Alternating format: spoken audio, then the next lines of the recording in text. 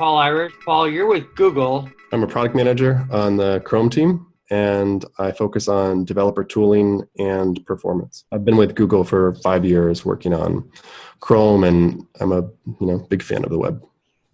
I'm so glad to see Paul here because I have a question for Chrome, so I'm going to be able to get it answered immediately. This is going to be great. Yeah, but I won't interrupt too much. Go ahead, Alex. Okay, and we have James Governor here. Oh, yes, it's over to me anyway. Well, I think I'm going to ask Paul my question. So I've been wondering about, I use an Android, and it works.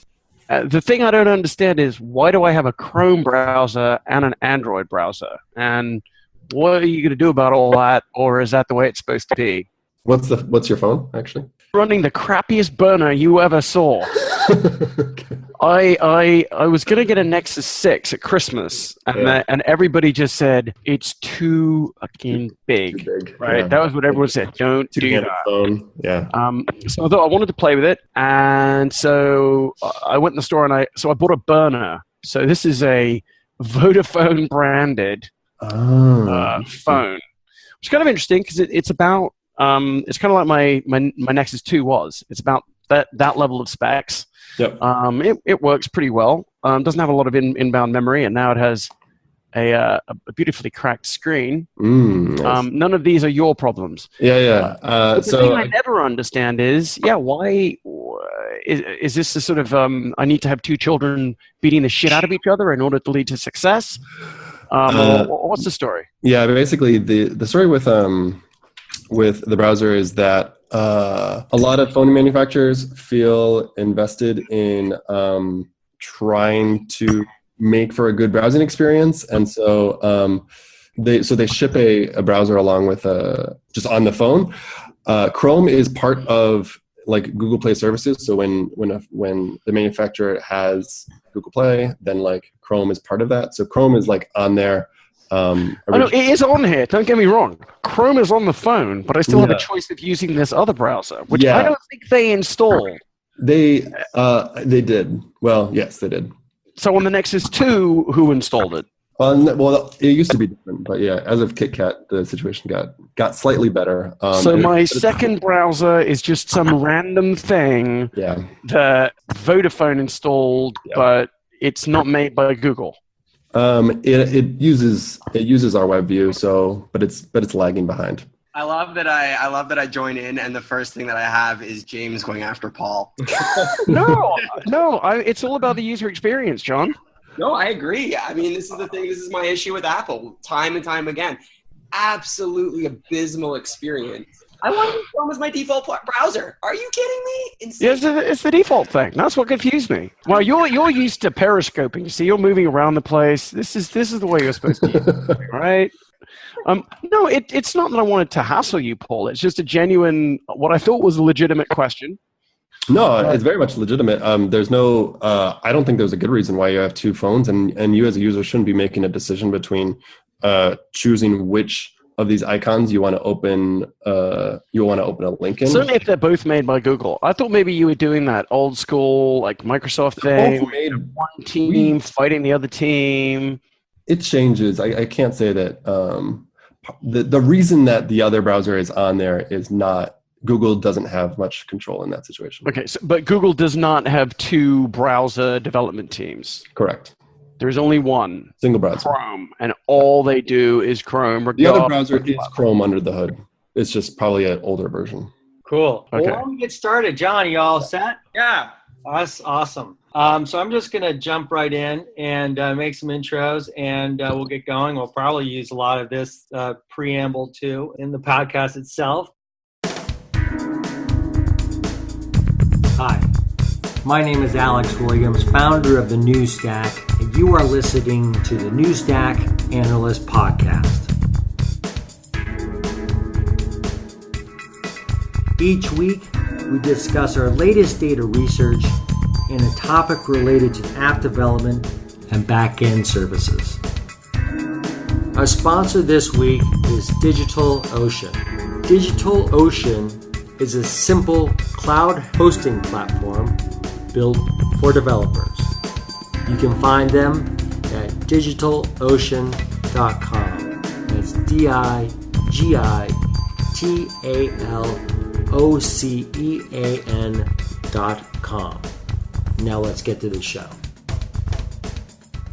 I want to thank you guys all for being here. We have John Lilly here, who is with Greylock, a partner there, and he was CEO at Mozilla from 2008 to 2010. John Edgar, he does strategic initiatives at DigitalOcean, a good friend of the new stack. John, great to have you here. Thank you. I'm here with also Paul Irish, product manager at Google. Paul, thank you for joining us. We know you're a real authority in this area, so I look forward to hearing your perspectives on the state of the browser. And we also have Mr. James Governor, co-founder of RedMonk and an occasional co-host on the show. We're hoping more than occasional, but thank you for joining us, James. Well, you guys are just on this weird-ass time zone. You're 8 hours away. It makes things difficult. If you all move to London, then then it would be much easier to be the co-host.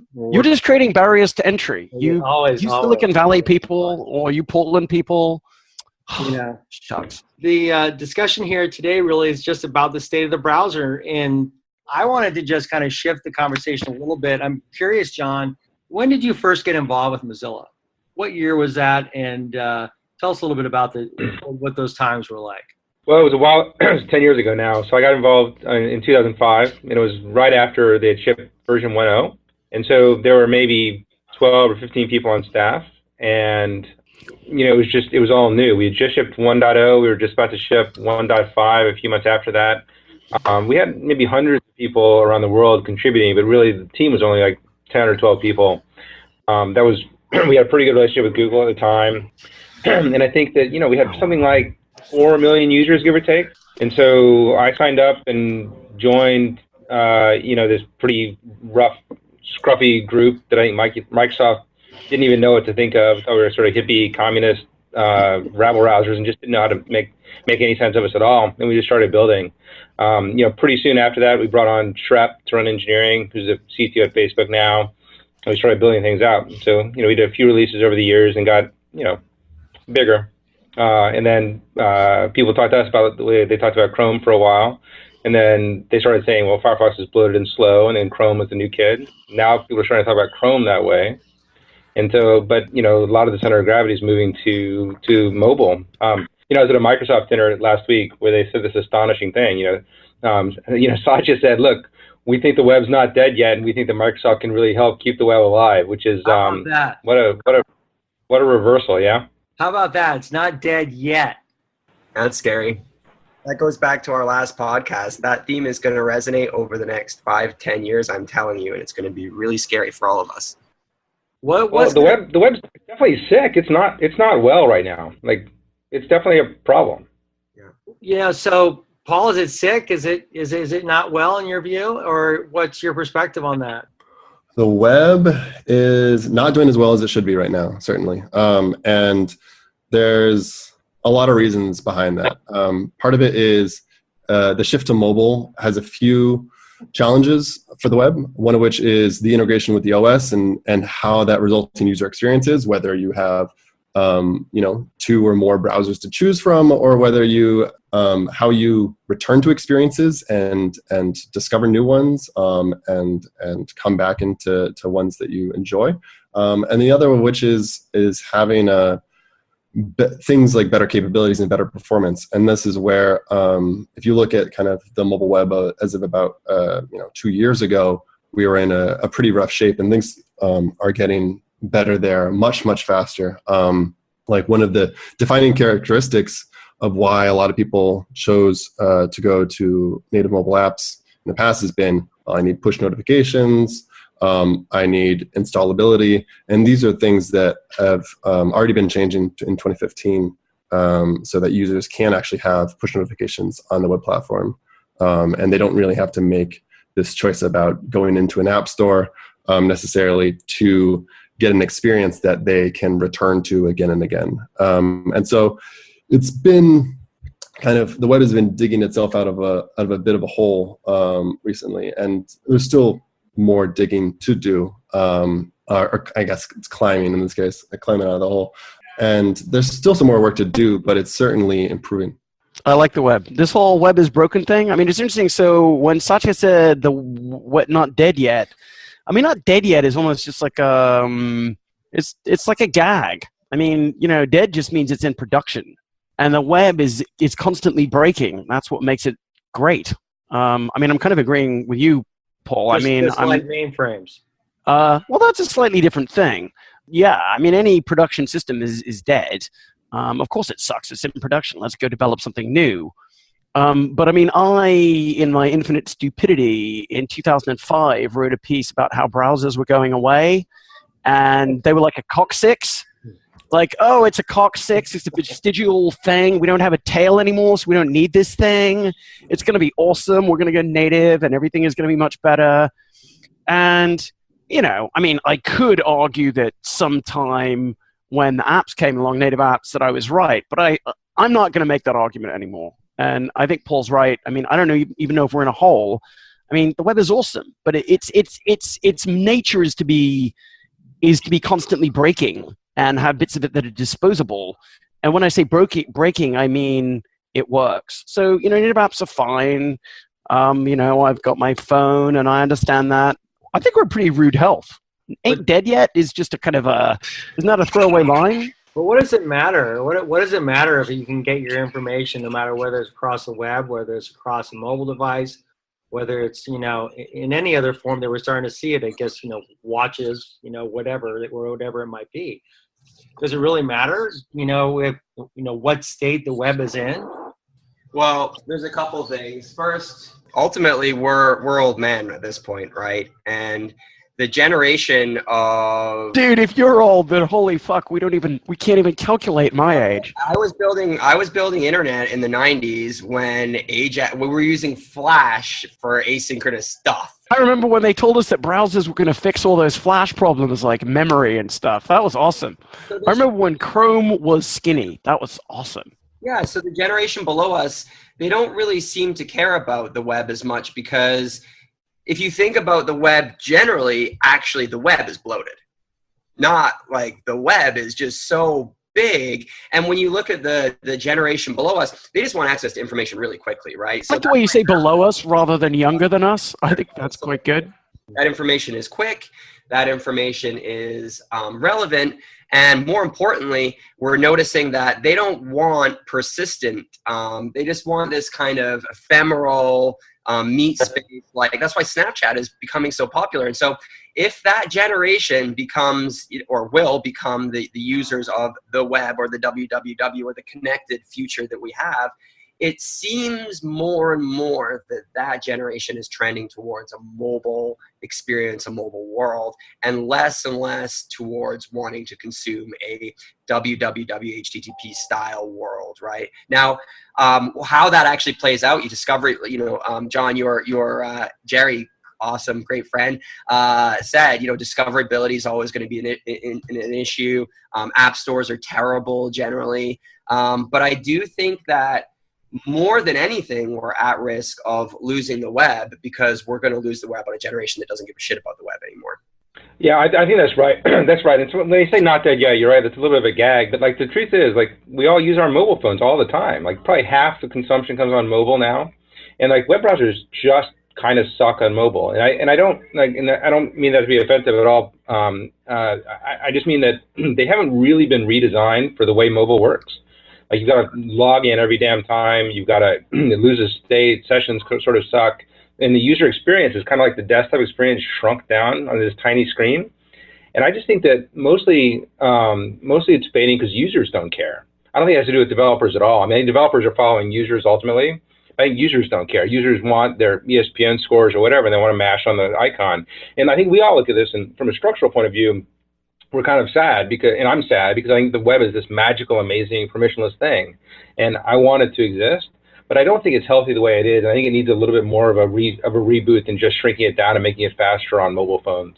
Yeah, and I actually blame kind of W3C for a lot of this. I don't think that standards kept up. I think that We are in another era of Google and Mozilla and XYZ vendor looking out for their own best interests in the browser, with all due respect, Paul.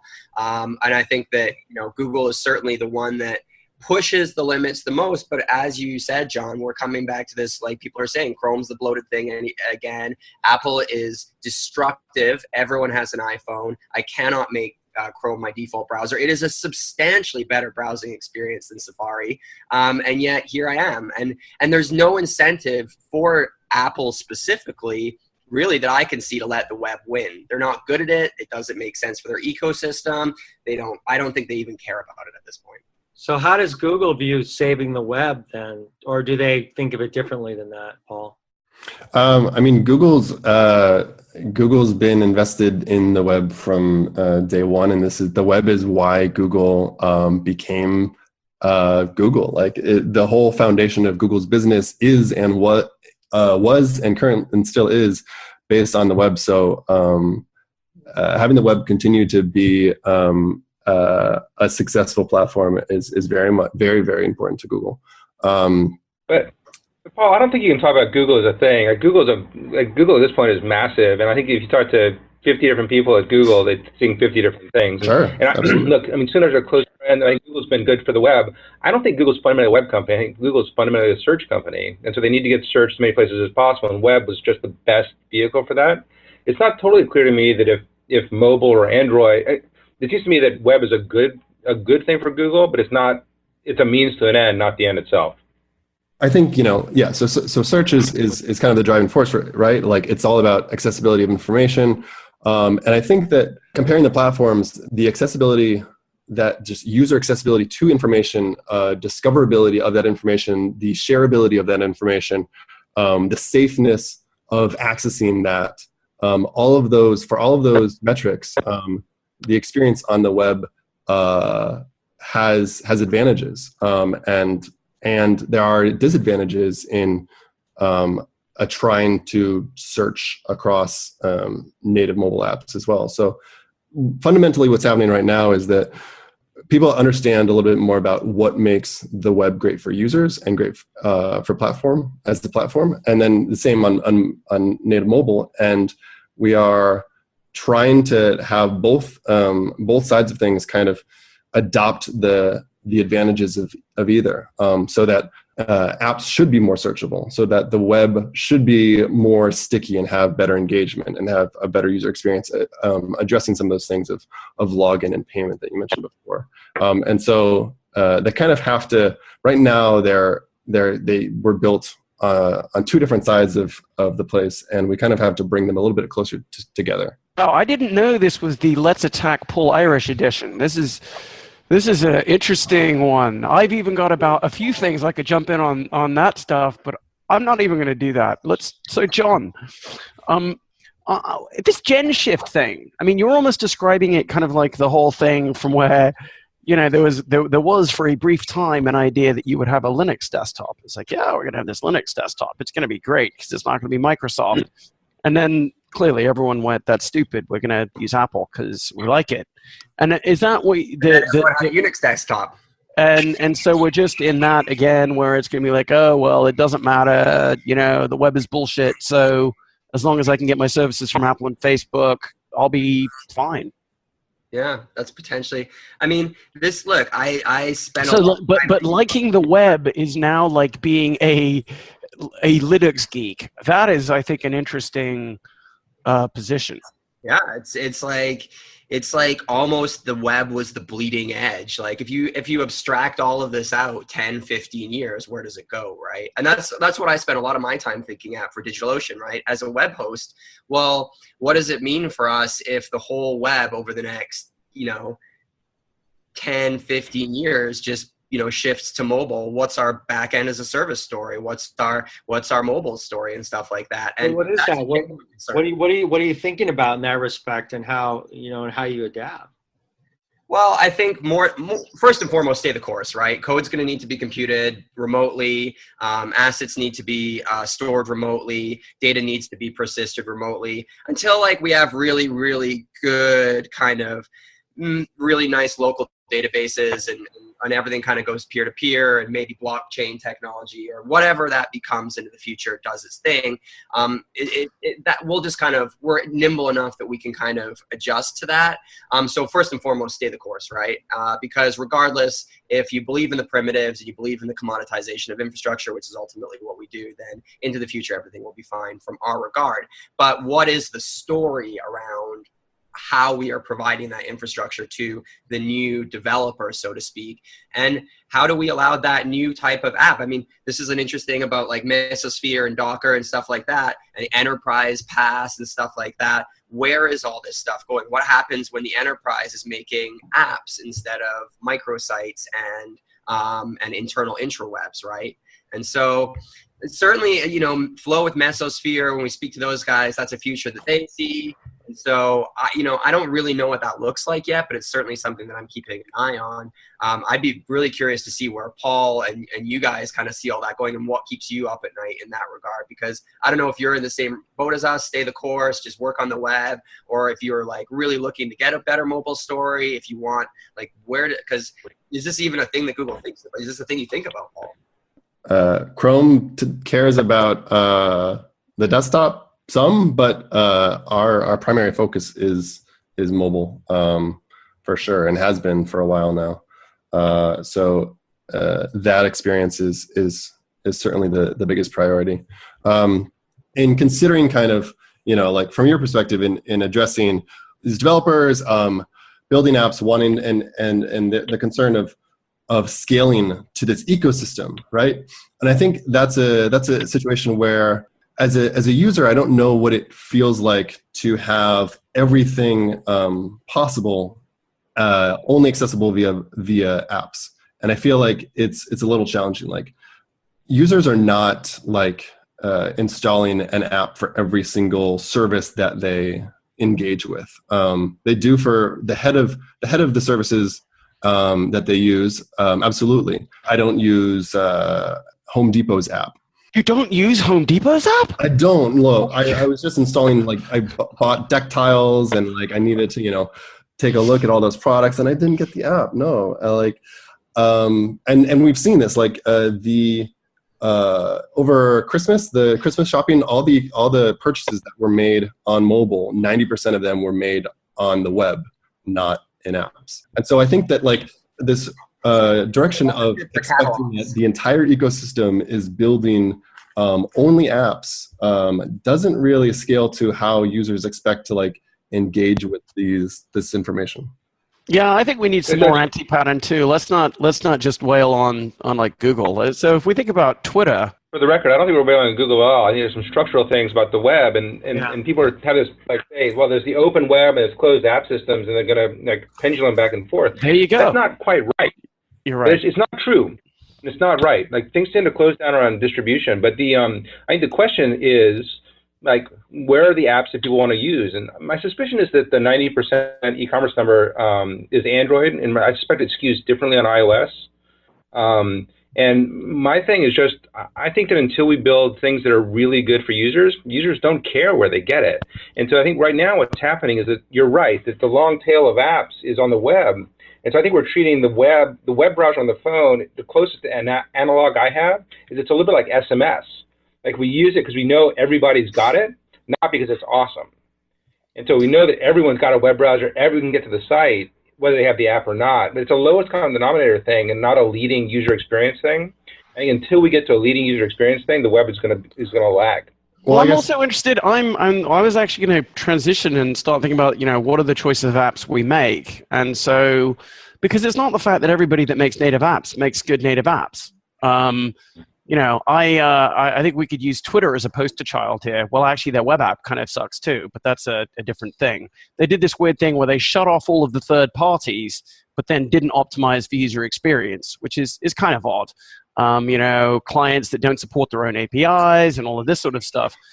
And I think that one of the things about this transition to native is that, yeah, okay, transition to native can be powerful, and if we can sort of transition around APIs that are open enough to build cool stuff, fine.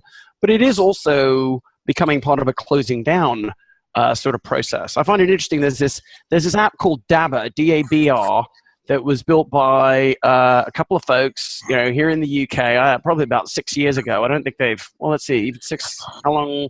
2007. Yeah, so about 6 years. It was built early on in Twitter's evolution.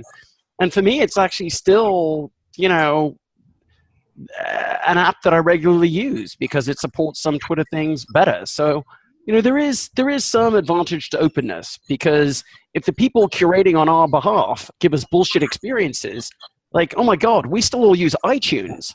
Like, yeah, it may be native, but boy, oh boy, is it a piece of shit. You both, Paul and James there, and John, actually, you all touched on, I think, symptoms of a problem, and that's all around revenue and monetization, right? So Paul said, well, when Christmas came, we saw the vast majority of people use the internet like a catalog, and they purchase their stuff on the internet.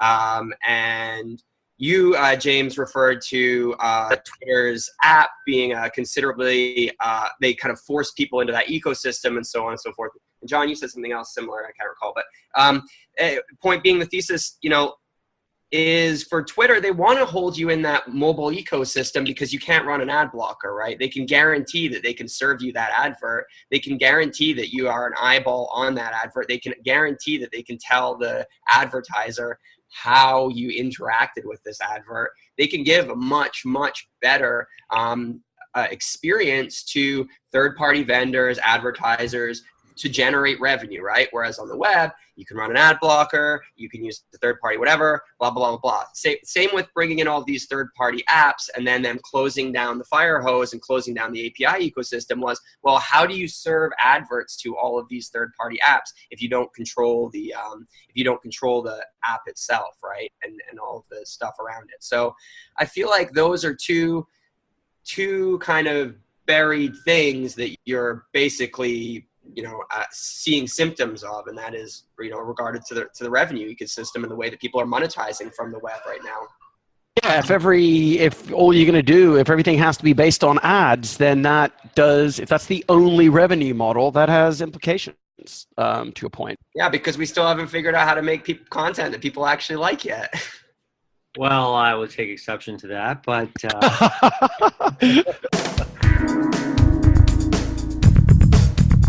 Now let's take a quick break before we get back to the second half of the show. This week our sponsor is DigitalOcean. DigitalOcean is a simple cloud hosting platform built for developers. You can find them at digitalocean.com. That's DigitalOcean.com. Now let's get back to the show. Guys, this is a special guest, our CEO, Ben Uretsky. Hey, Ben, how are ya? Good to see you here. Tech, Paul Irish, John Lilly, James Governor from RedMonk. We're doing an analysis podcast right now. Oh. Yeah. Well, keep up the good work. And, We'll be done shortly. Okay. Fantastic.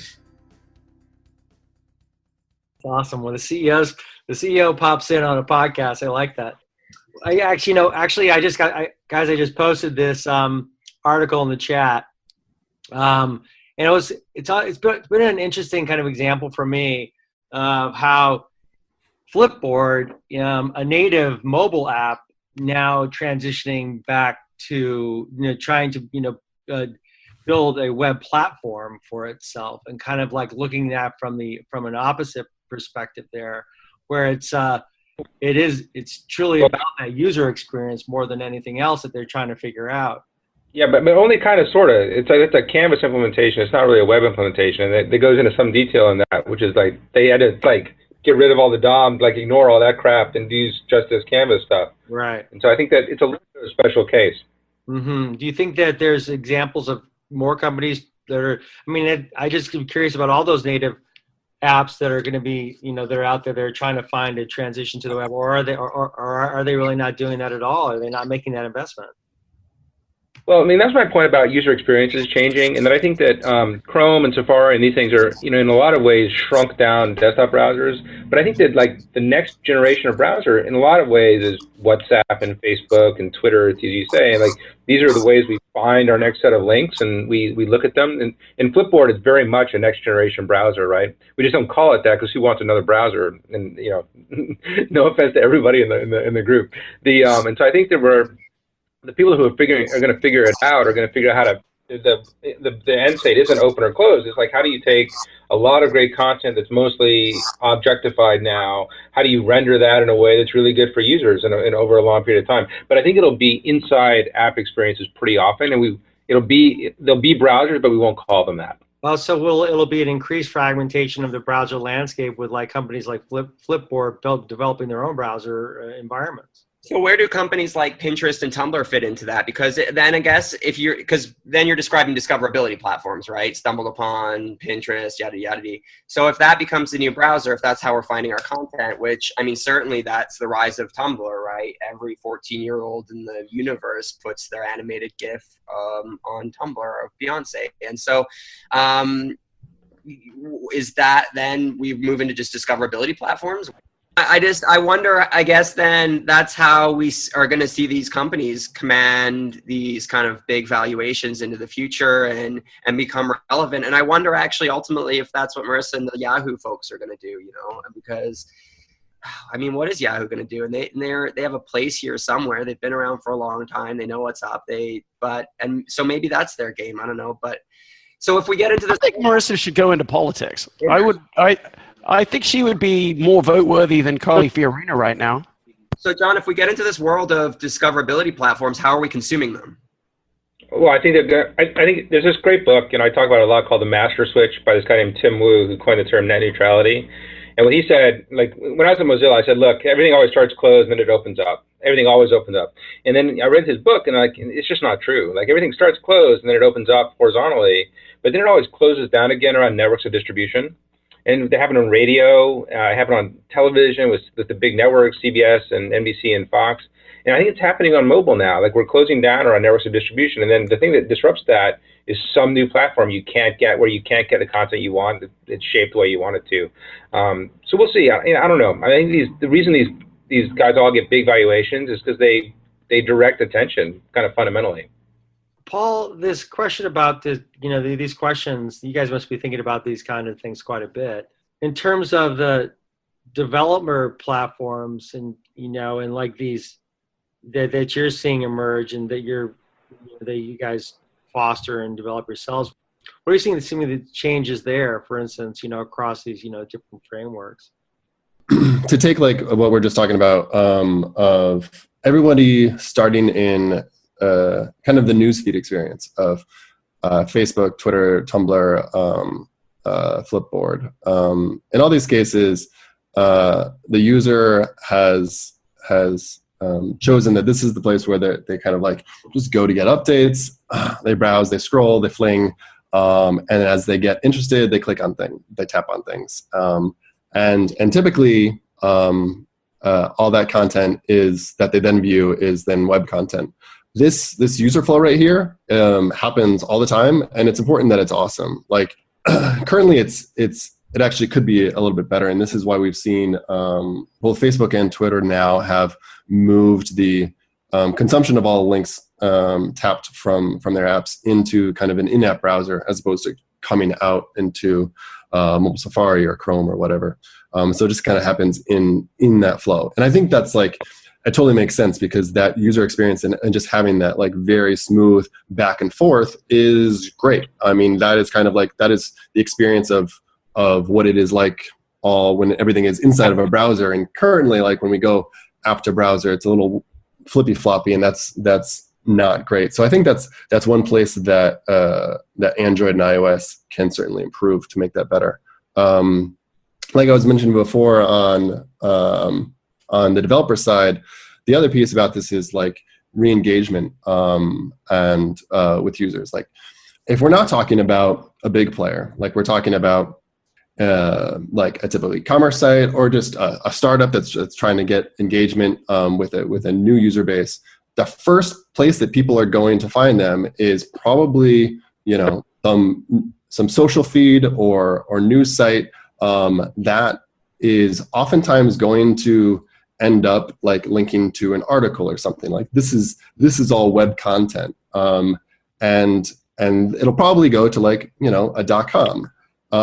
The entry point of any user starts out on the web for any like startup, and then it's their responsibility to encourage engagement and deliver a satisfying experience. And if that goes into an app, fine.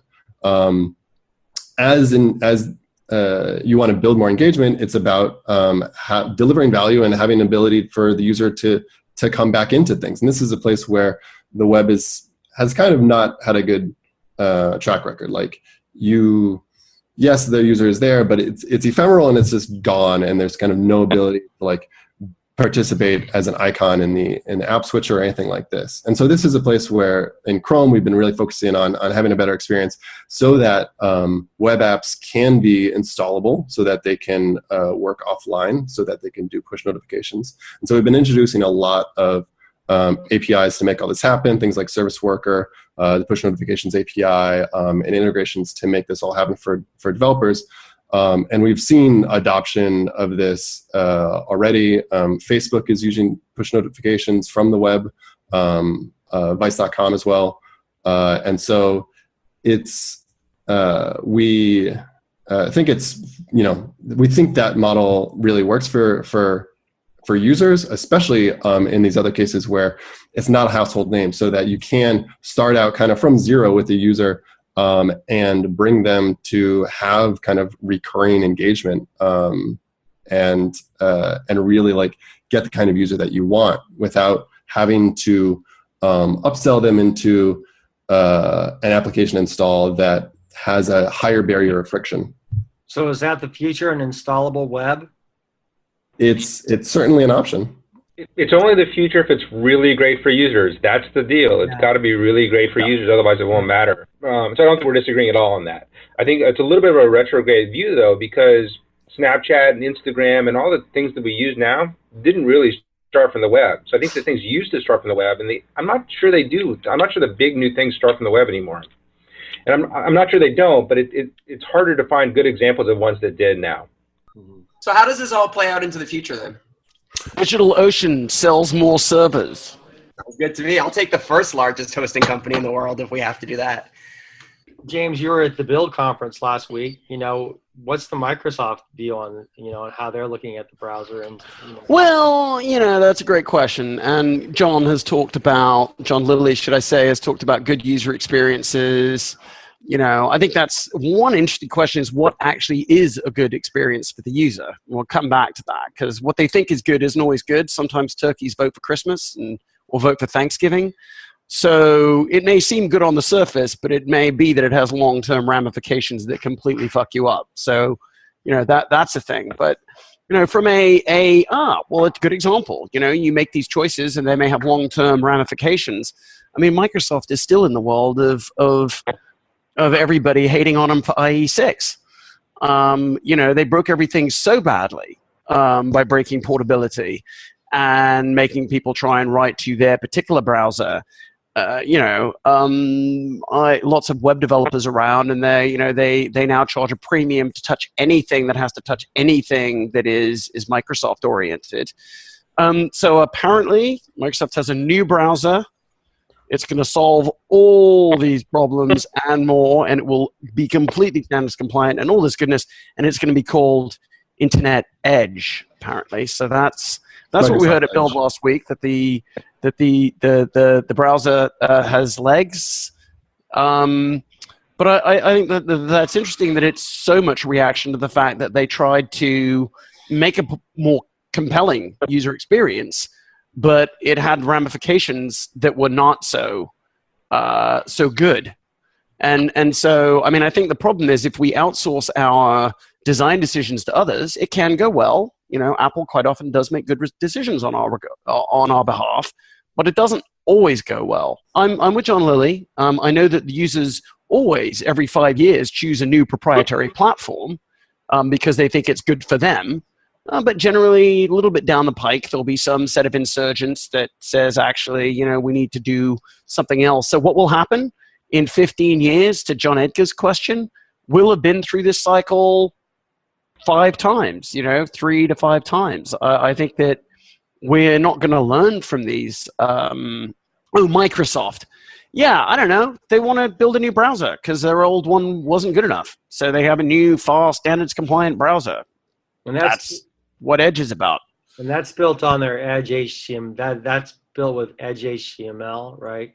Yeah, basically, it's Microsoft forked Internet Explorer, made it a lot smaller, and now it's called Edge. But it's a smaller, faster version of Internet Explorer, and yeah, it looks good. Looks great. They port the renderers. They port Trident and then built a new user experience on top of it. Yes. So, whereas Google uses Chrome uses Blink, and Apple uses Safari uses WebKit, and Mozilla uses Gecko. Internet Explorer uses a thing called Trident, and which got crufty, and not to mention had ActiveX and some other terrible stuff in it. And so they stripped out a bunch of that and ported the render and then built a new UI on top of it. And what I find is interesting about the UI, I think that the whole web cheers. Like, holy hell, they needed a new renderer, so that's really good. I think everybody's happy about that. The user experience is a lot like Chrome and Safari and Firefox now. It uses Chrome and Firefox extensions, the JavaScript extensions now. I think it'll be pretty compatible from, certainly WebGL and probably WebRTC. So that stuff's all to the good. Where are we at with standards right now? What's going on? I haven't really been paying attention. It's all about the W3C, John. I think the activity, there's a lot of activity happening around offline service worker, like I mentioned before, managing push notifications, managing, there's geofencing, sensor activity. But what about the ability to actually work through the standards bodies and actually get things done? Because this is like, to my mind, this is the web versus native kind of startup versus enterprise, right? Like, the web is an enterprise. It takes so long. It's so bureaucratic. It's too slow. It's too slow. So what are the standards bodies? What are you guys doing to campaign to fix that stuff? Because ultimately, that's the stuff I can't do. I can, do many, many things and campaign many, many things, but that's one area that's really hard for me to push on. And I feel like no one pushes on that stuff. Really getting these standards bodies modernized, smaller working groups, more efficiency, pushing things through, better iteration. But the counter argument is that WebRTC is going to be massive. Massive, massive, massive. It's going to show up in the web, it's going to show up in apps, it's going to show up everywhere, and it's going to change the way we do video conferencing. It's really big. No, WebRTC is great, but look how long it took for Apple to come to the table on WebRTC. Now, fundamentally, because it hurt their FaceTime business and because it's not something that they typically want to, support, it took them forever to come to the table on WebRTC. And that's my point. That's the problem, right? Like, why didn't WebRTC take a week? I mean, and obviously that's like a pipe dream, but WebRTC is amazing. You're right. I mean, I'm sure this is WebRTC and it looks great. Chrome is Hangouts are WebRTC. I love WebRTC. It's the best thing ever. It took so long.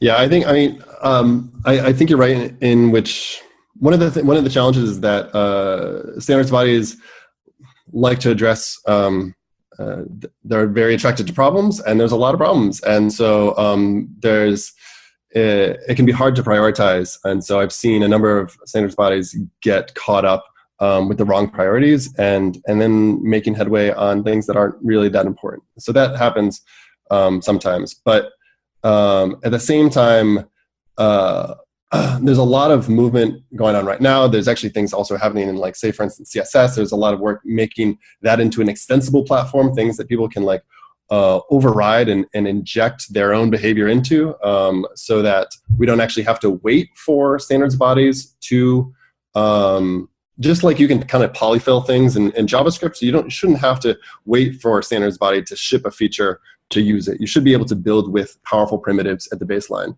So there's that activity happening. And the other thing that is happening that's been really good is interoperability takes time. And that's just like, the nice thing is that a web link, like, you can send to anyone, like, regardless of where they are. Like, you can be confident that that experience is going to probably work. And that delivering on that promise is the thing really that takes standards, that the standards development process is why it's so time consuming. But one of the great things that has happened is the kind of, I guess is like the time to market of like a kind of completed standard is a lot shorter than it has been. And this is just because the refresh, kind of all browsers are evergreen at this point. So having users are staying up to date on the latest browsers a lot better nowadays than they used to be. So this means that when a feature is implemented, developers are able to then use it in a fairly reasonable amount of time compared to what it's been in kind of browsers of years past. Well, we're coming up to the top of the hour, and you know, perhaps we can just finish it up with anyone's thoughts, you know, additionally about the future of the browser. One of the things that strikes me about this conversation is really the issue about portability, you know, and the need for better interoperability. It just, I mean, that seems to be kind of like the interesting issue that's always being faced. I think that the future is going to look like the past. We're going to see more cycles, and we'll see something go open, and then we'll see something go closed, and users will choose the closed thing, and then they'll rebel. And I think the web is going to be around even for user interface components and interactions for quite some time. Like I say, in fact, I said it was 2005. I said the browser was a coccyx. No, it was actually in 2001. And I was wrong in 2001, but I'm right now. Much like beer making, right? Right, James? You know. Sure. I mean, we're seeing divergification now. You can only drink Heineken for so fucking long. James, that's my favorite safe prediction of all time. The future will just look like the past. Drop the mic. Yeah, my 2 cents are that I think it's super unlikely it's going to look like the past. The web, I think, was an unusual thing. I think the web is going to last for a long time, but I don't think that users are going to vote for the web again. I think the future looks like something a little bit different, and I don't think it looks like native, like this shitty stuff on our phone or these shitty things on our watch, or the web. There's something new that's coming, and I just don't think it's going to look like the past. Decentralized. It might rhyme. What? Decentralization. Decentralization is coming. The future is all Bitcoin. Yes. Bitcoin and drone delivery. That's it. Yeah. It's all about the blockchain, baby. Chris Dixon's got it all figured out. Just look at his portfolio. Yeah, Soylent also. Nothing but protein shake. Soylent, that's what I'm going to call the next browser. I'm going to make it. It's going to be called. Actually, to be fair, if there was one thing that Microsoft showed last week, I mean, the HoloLens shit is amazing. I mean, I thought Oculus was cool when I tried it, but HoloLens, oh my God, my son can make something in Minecraft and then put it in the room. Fucking amazing. And am I allowed to swear on this podcast? I have done 3 times. No, it'll all be bleeped out. You know, we'll have big I'm not coming on here as a co-host again. We'll have all cap warnings about explicit language. You know, the whole thing. Well, thanks for everything you do at Google and making Chrome great and fighting for the web. And even though we shit on you a bunch, we all think you're amazing. Yeah, I'm on that one too. Yeah, and Paul, you write a great blog too. So thanks for that as well. Yeah, you bet. But yeah, well, this has been a good conversation, guys. We really appreciate you taking the time. You know, there's more, I think, more to discuss here quite a bit. We'll have to start tracking a little bit more closely the developments here. You know, I'd like to kind of focus another time maybe on, you know, what really developers are thinking about, you know, in this world and what they're, you know, how they're kind of viewing the web. So perhaps we'll get some other developers on this show in the future. But I want to just thank you all for being here. John Lilly, thank you very much for taking the time. And John Edgar of DigitalOcean, running strategic initiatives now there, and always a great person to have on the show, and impetus for this conversation on the browser and where it's all going along with the web. Paul Irish of Google. Paul, thanks for your insights. Very, very helpful, very insightful. And James Governor of RedMonk. co-host on the show. Thank you for making it today from London, England. Maybe we'll find some way to use this new Microsoft technology or whatever. What is it called again? HoloLens. Yeah, we'll have some HoloLens to unify the time zones. So guys, thanks a lot. Thanks again for a good conversation, and look forward to seeing you guys all soon. Good talking. All right. Peace. Cheers. That's it for this week's show. Thank you very much for joining us. I'd like to thank our sponsor, DigitalOcean. DigitalOcean is a simple cloud hosting platform built for developers. You can find them at digitalocean.com. That's DigitalOcean.com. Audio editing and sound design for the News Stack Analyst podcast is provided by Broken Hours. You can find them at brokenhours.com. Thanks again, and hope to see you again for the News Stack Analyst podcast. Bye-bye.